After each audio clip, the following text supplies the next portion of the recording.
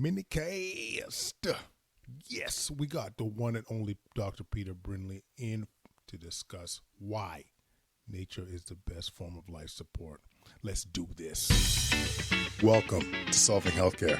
I'm Kwadwo Kyeremanteng. I'm an ICU and palliative care physician here in Ottawa and the founder of Resource Optimization Network.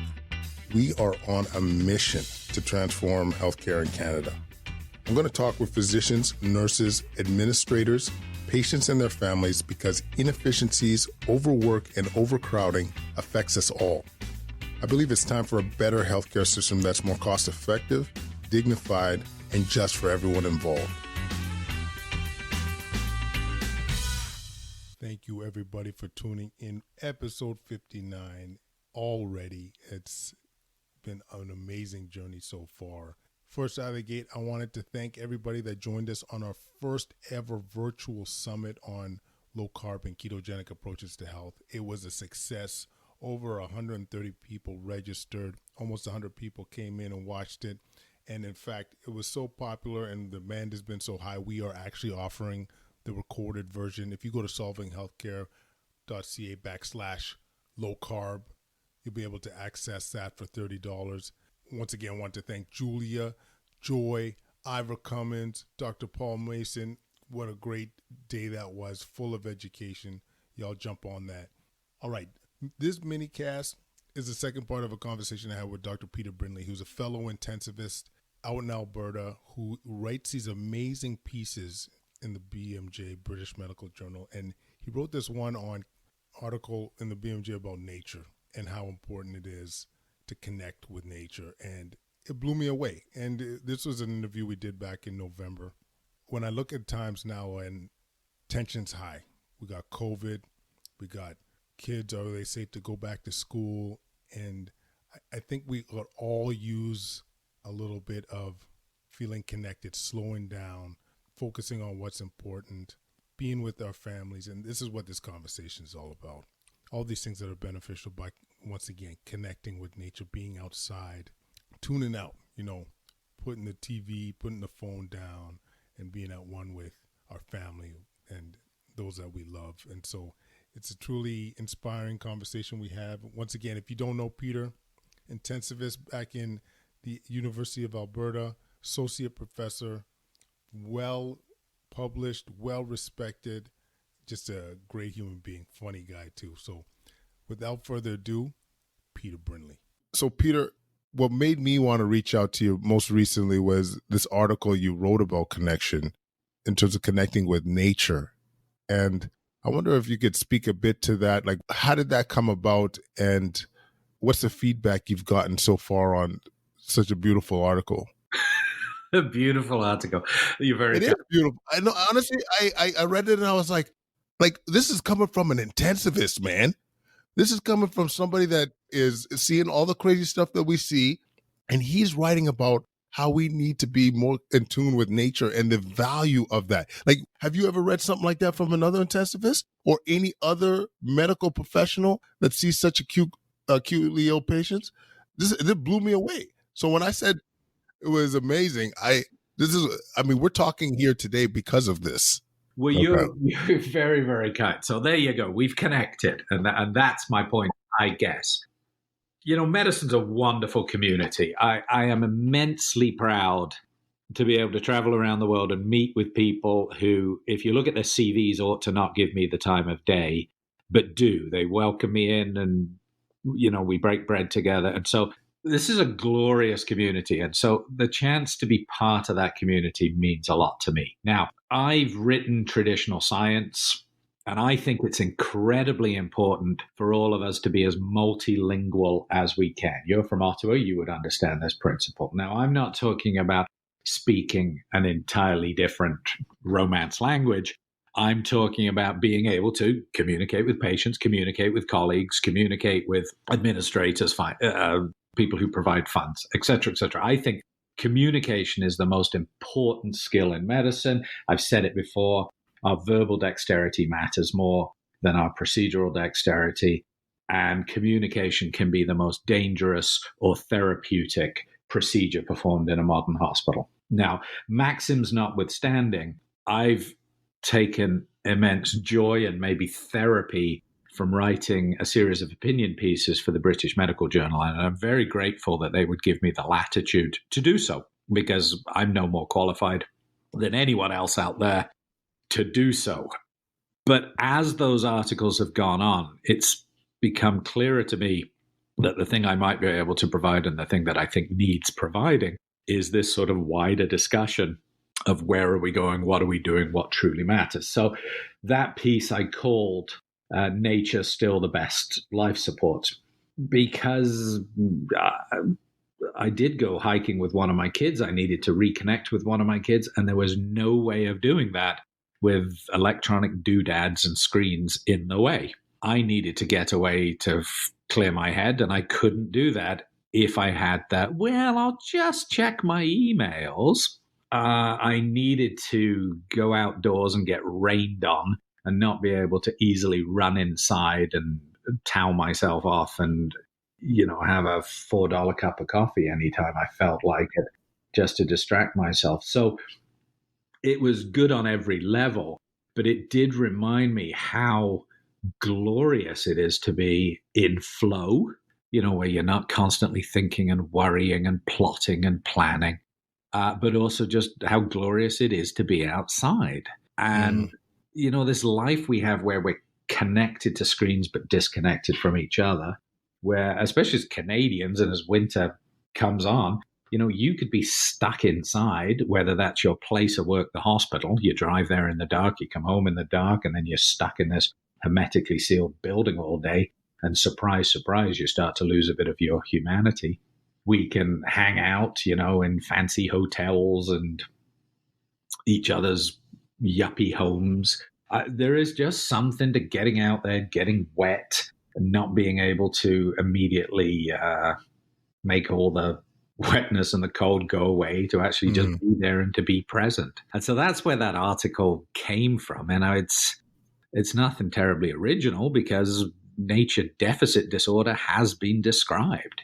Mm-hmm. We all know, even somebody as hard as yourself, KK, we love kids, we love animals, we love sunsets, we love, your trees will all be some beautiful color of red right now, I would imagine. It's just glorious. And isn't it interesting that fall or autumn is probably the most beautiful of all, when all the leaves are busy dying? So there is something magical about that sort of third or fourth chapter, rather than just new and growth. And so I was just humbled by my whole experience of being up north. I would strongly recommend every Canadian, and heck, every person, go north rather than going south. We go south as quickly as we can because we want to be pampered by the pool. I would suggest you go up north, where it's a little more rough, but a little bit more authentic. The kids I came across on that hiking were amazing, because they had a sense of relaxation and wholeness and engagement that I've somehow lost along the way. I went to Canada's north when I was in my 20s, and I just, in the middle of med school, and I had a summer where I didn't do research, I didn't do anything that made my CV look better. I just messed around up north with a backpack, and if I felt like camping somewhere, I would camp somewhere, and if I felt like going for a hike, I would, and if I felt like reading a book, I would. And I've lost a lot of that in the last 20 years, where every moment has to be accounted for. And when people say, what did you do today? I say nothing. Whereas I used to say that with a sense of delight and look at me. I now sort of say it with a sense of shame of there's so much I could have accomplished today. Right.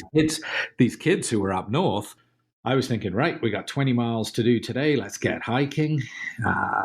Let's get this project over with.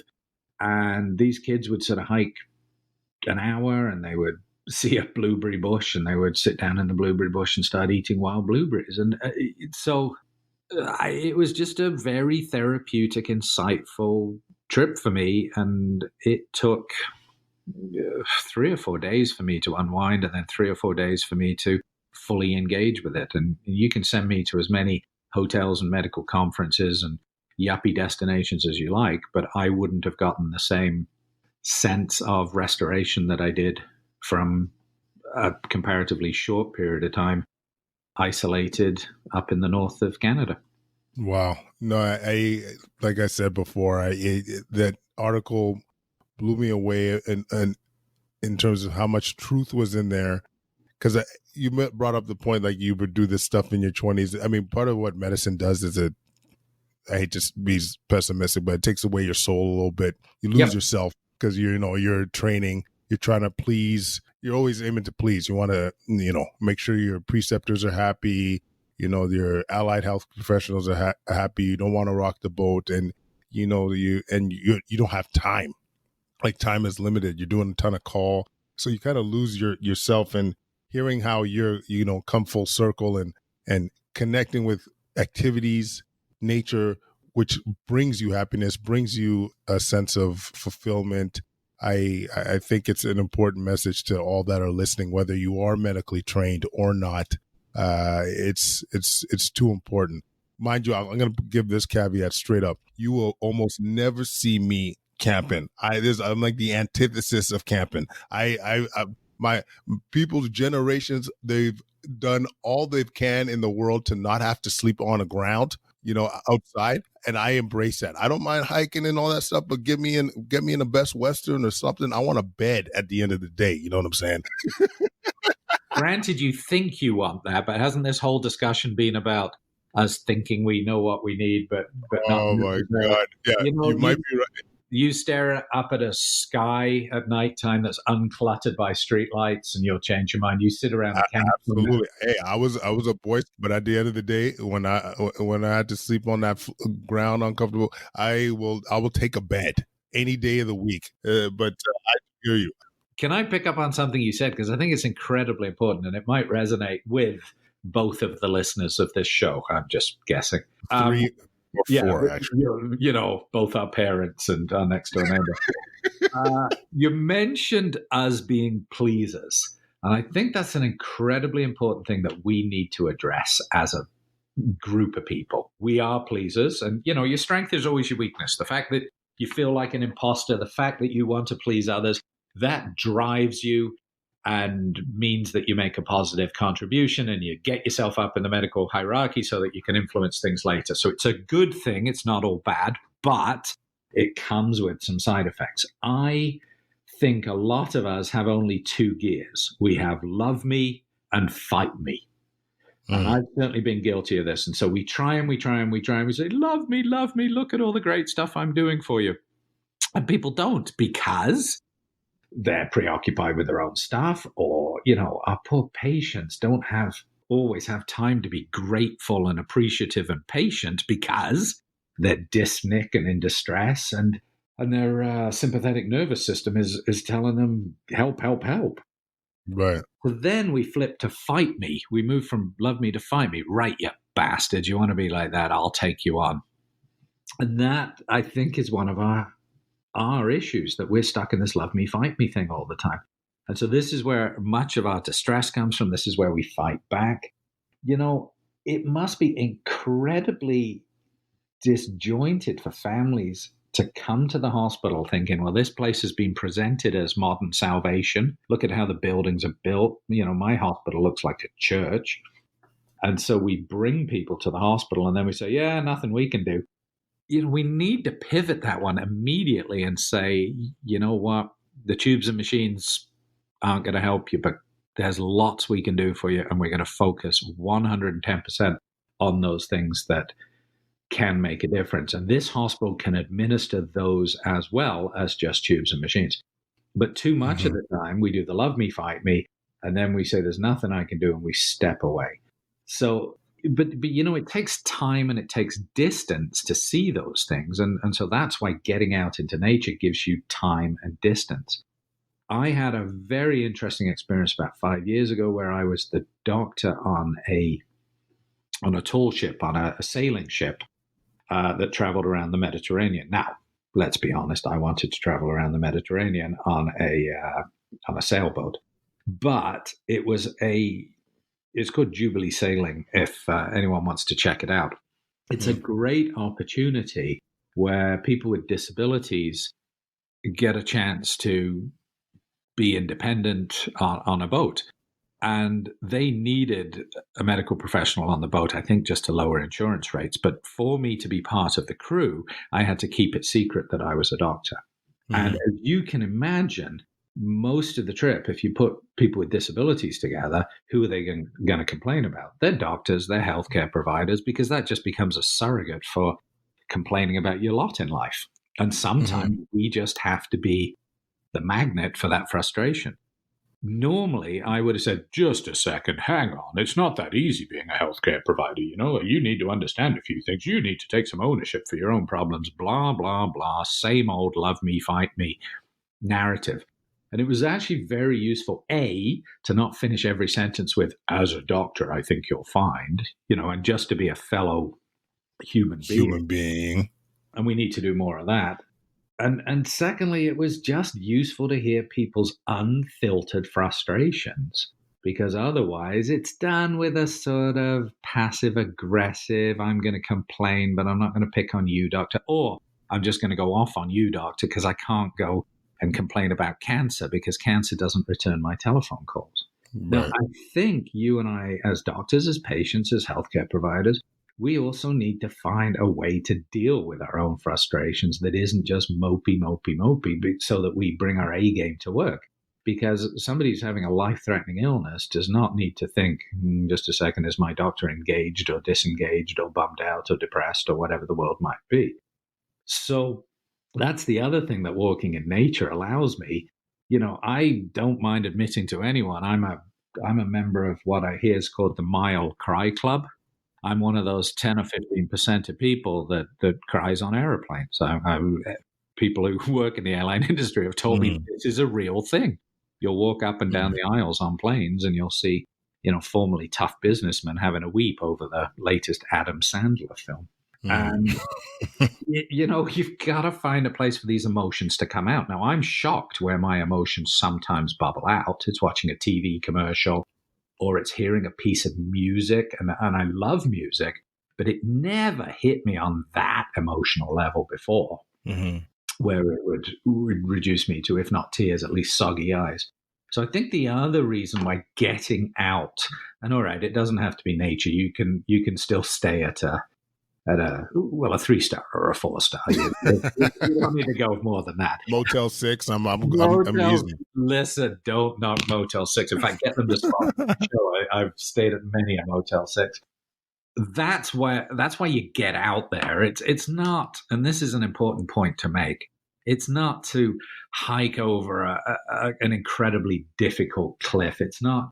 That's the other thing we do that I think is terrible as doctors. We just become overachieving doctor, I've got to beat the world types in different environments. So as is obvious to anyone who's looked me up and down, I don't do a lot of running.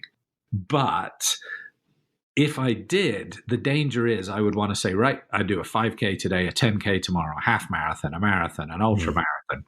In other words, I wouldn't take time to relax and be comfortable with my feelings and just explore how I'm feeling today. No. I'd try and push that away by some other sort of overachievement.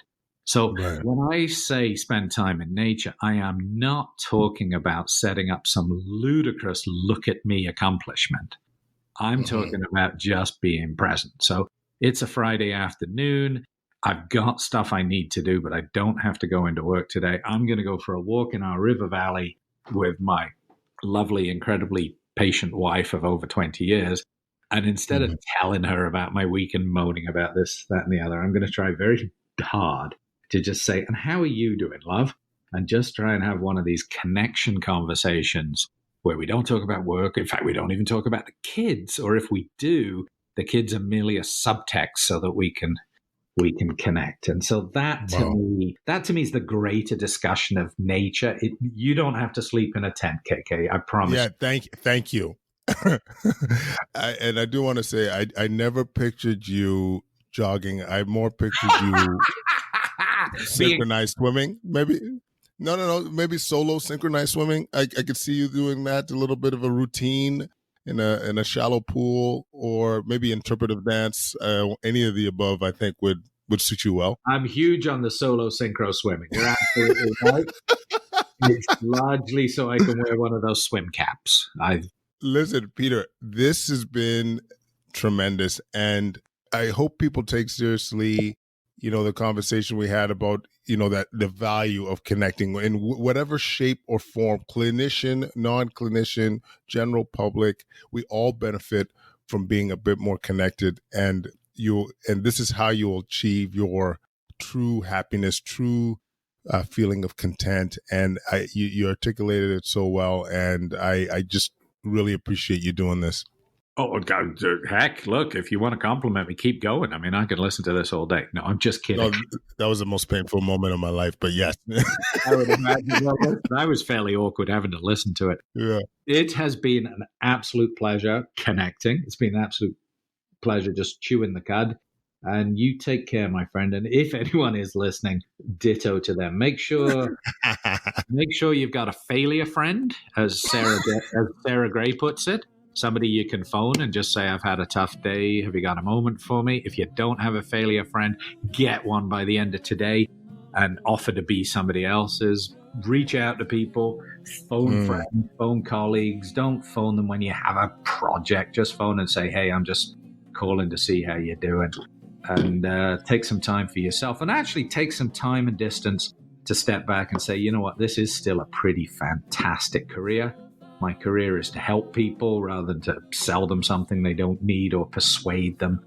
It's to help them. Sometimes that's a little more complicated than I thought it would have been in my 20s when I signed up for this. But at the same time, I wanted to be challenged so that I grew as a person. So that's healthcare, and it's a bloody honor to be part of it. And I will need it one day. It's a privilege. So, yeah, I'll need it one day. It really is a privilege. So I want it to be in good stead when I get to that point.